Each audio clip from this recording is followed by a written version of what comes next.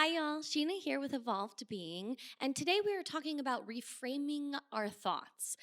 So, we're going to be focusing on deciding what's important when thinking, when being involved in our thoughts, when we start to look at our thoughts as opposed to just simply let the thoughts kind of flow.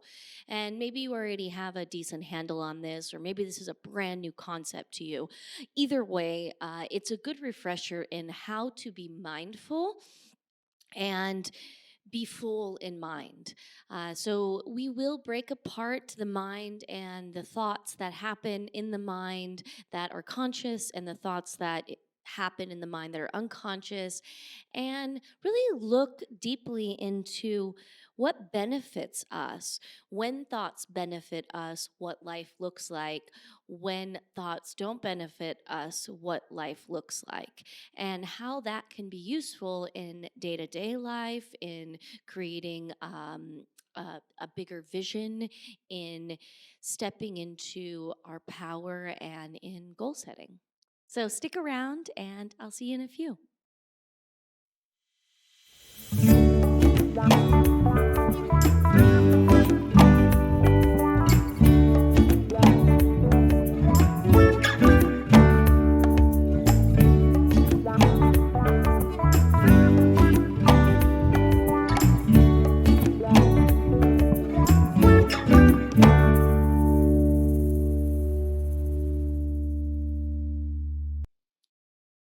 Hi, everyone.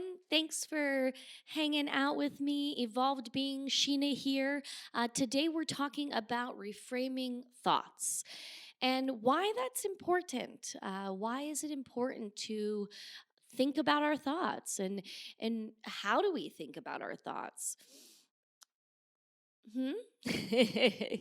So yeah, I think one of the biggest uh, people and influencers in my life in terms of thinking about my thoughts was Deepak Chopra. I imagine that at some point, amidst all the information and all the growth and all the evolution of my being, that's the one person that really sticks out. And there were a lot of things coming at me throughout my growth and still today, but it's that neutral observer that Deepak Chopra talks about that really sunk into me, because I think I was like, whoa, whoa, whoa, whoa, what? There's a mind, and there's me, and there's thinking, and there's all these separate things happening. And I don't know the exact moment at which I truly remember or recognize that there was thoughts, and then there was me thinking thoughts, and then there was me who can think about the thoughts I was thinking. Uh, but but definitely in defining it now, that neutral observer comes up a lot. And meditation, or perhaps learning about what people call the monkey mind, help me kind of hone in that understanding, or becoming quiet with myself, or spending time alone for a while and really sitting with, oh wow, my mind does run rampant in certain occasions, and it sometimes it's quiet, and sometimes it's useful, and sometimes it's not useful at all. And I think there was the one specific time that I could think of where it became a really big deal to me is when I hit kind of a rock bottom in my life, or I had this sort of enlightenment period. And I'll note right now, because I was just reading the other day, and I don't even remember where I was reading it, but somebody was saying we have these rock bottom, detrimental, intense, re-identifications or reorganizations of the self.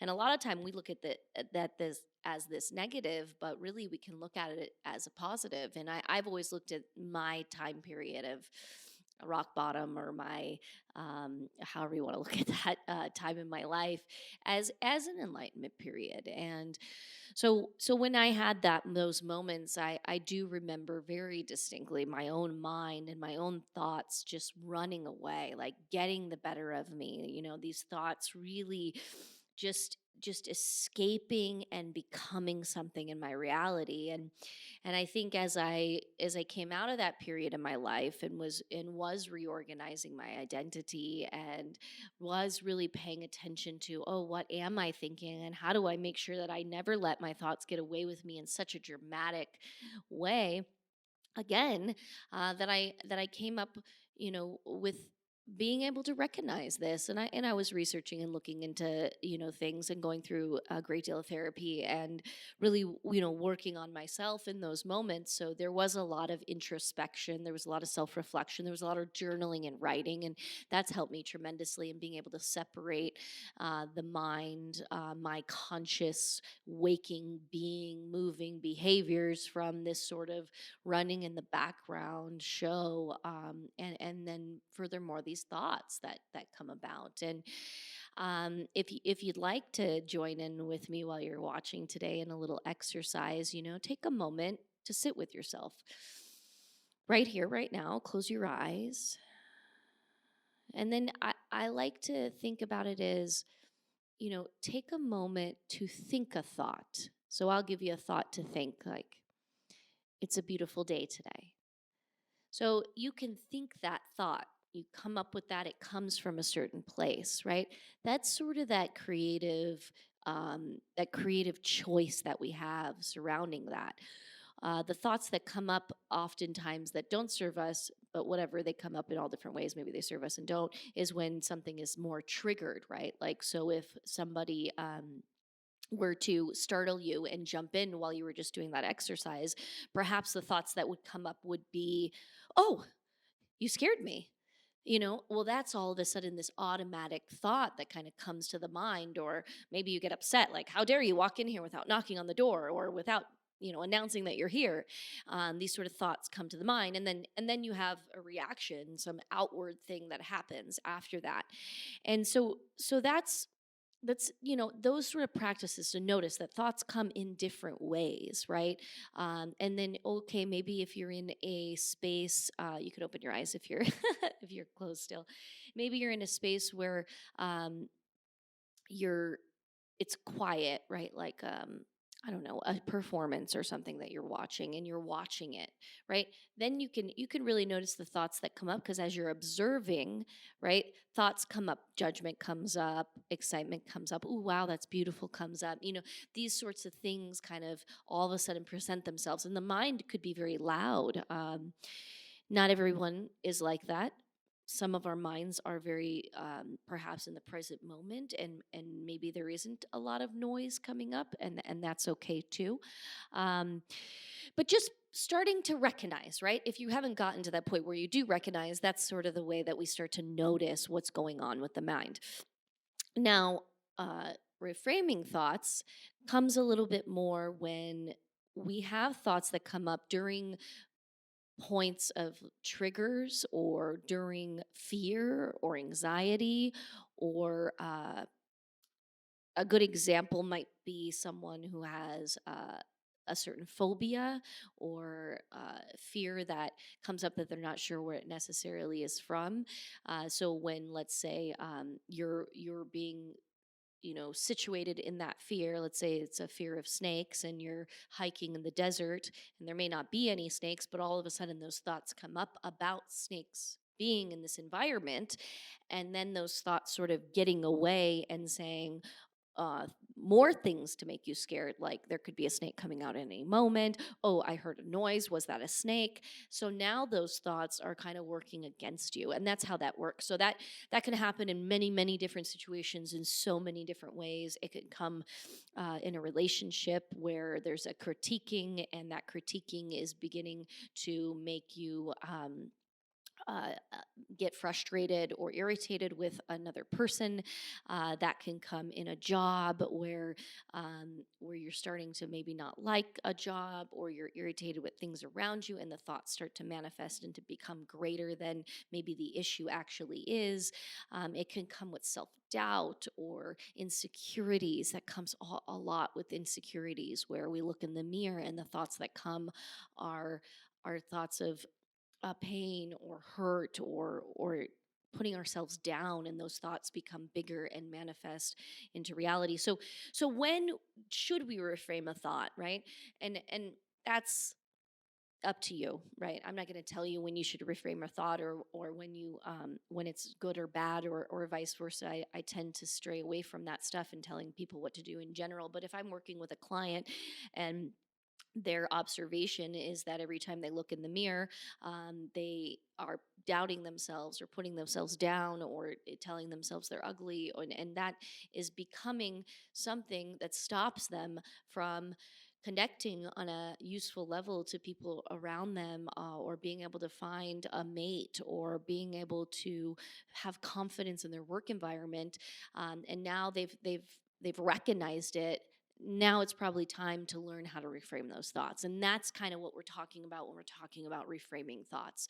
When thoughts have become an issue, beyond what's really in front of us, right? So the thoughts become this bigger thing. And furthermore, and we won't get into it today, those style thoughts manifest in our reality and now get bounced back in our brain. So they become this very much self-fulfilling prophecy, where thoughts get so big and blown up out of proportion that now they're manifest into our lives and intertwining, and then reaffirming to us that that's actually true. And that is when things get pretty rough and bad for us. And that's when, for sure, reframing a thought is going to help you out of sort of that accentuated, magnified reality.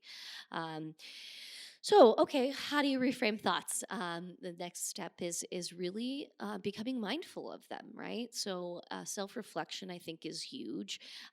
It's noticing the thoughts that come that are not serving, and then writing them down, bringing them out, right, into awareness, to say, okay, I realize that this thought is not serving whatever it is that I'm trying to achieve, right? So in the case of the snakes, right?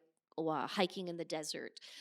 If hiking is a priority to you and you really want to be out there, I use this because I live in the desert of Las Vegas and there's rattlesnakes out there. And I've had these thoughts, hiking around, but I love hiking. And it's like, I actually have never seen a rattlesnake. I've had friends and stuff that have, but it's pretty rare.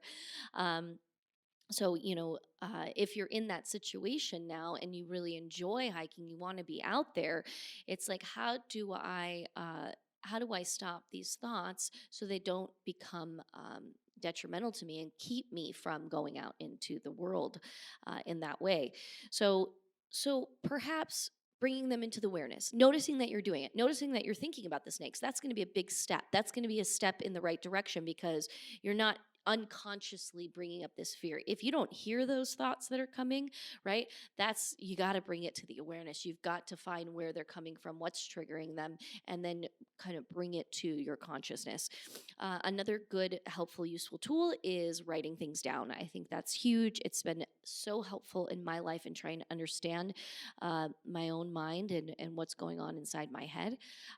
So normally I'd say, in a quiet space, writing thoughts down, but also having a journal nearby, because you just never know when these thoughts are going to come up or when you're going to be triggered. Um, we have cell phones now, so writing it in your notes is fine, and then kind of readdressing it when you have the time, if you're in a space where you don't have the time. Um, and then from there, having that awareness, it's going to be reframing and reshaping. And I think there's two parts to this. There's the not doing it anymore, which doesn't always work so simply. I don't know about you. I'm a pretty stubborn person. If I tell myself to not want something or to not do something, I tend to go, deeper and harder. So um, it's really learning more about myself, like, what, one, what is creating this in me? Is there a deeper seated fear here? Is there a self sabotaging sort of technique going on? Is there something that's happened to me in the past that might be attached to this sort of trigger and fear? So understanding and having compassion with ourselves, and then reshaping them. What's on the other side of this? What does it look like without those thoughts intruding me? What are the thoughts that can replace those thoughts? And this is not this brainwashing rainbows and roses technique, because I'm not into that. We don't just, mantra ourselves into a better position. A lot of times it takes more than that. It takes more like understanding.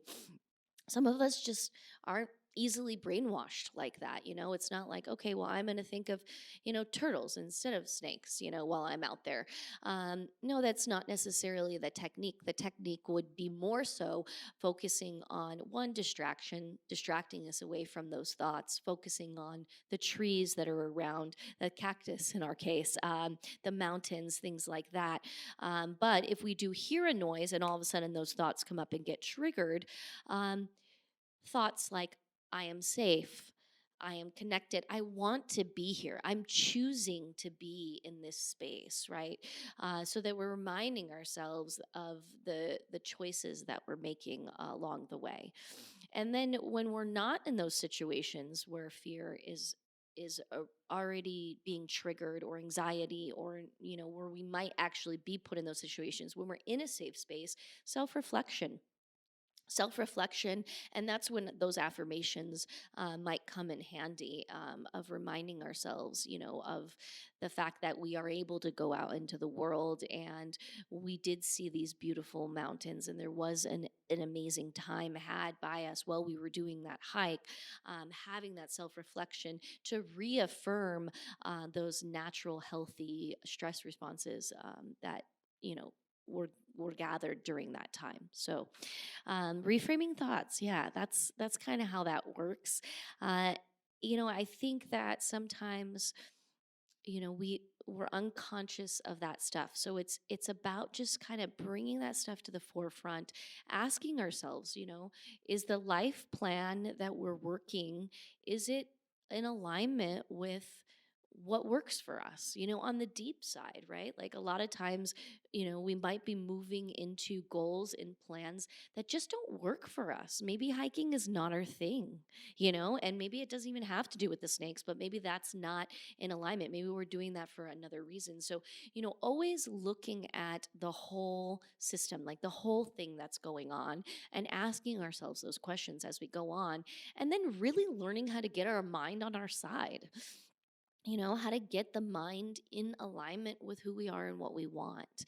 And that is ultimately the greater vision that I have for reframing the mind, is really just learning how to use the mind in our favor, right? If there's a lot of stuff that's going against us in the mind, it's going to be a tough life. It's going to be a lot of hitting walls. It's going to be a lot of frustration and fear, anxiety, and things like that.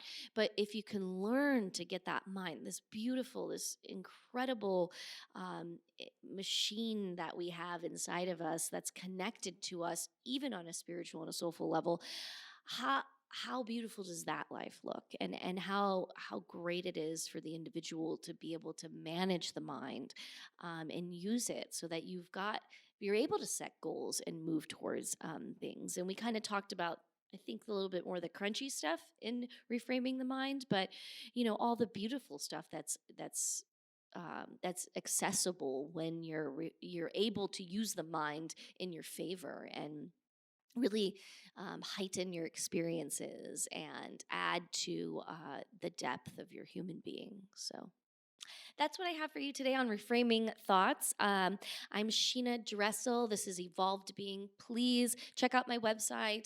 I do sessions here in Vegas. I work with the mind. We do a lot of hypnotherapy and whole system approach to thinking and to being, and getting people's minds and into alignment with what they want in life. And I love working with people. So yeah, hit me up if you'd like to book a session. I also do everything remote, so you don't have to be here in Vegas. And have a beautiful day, and thank you.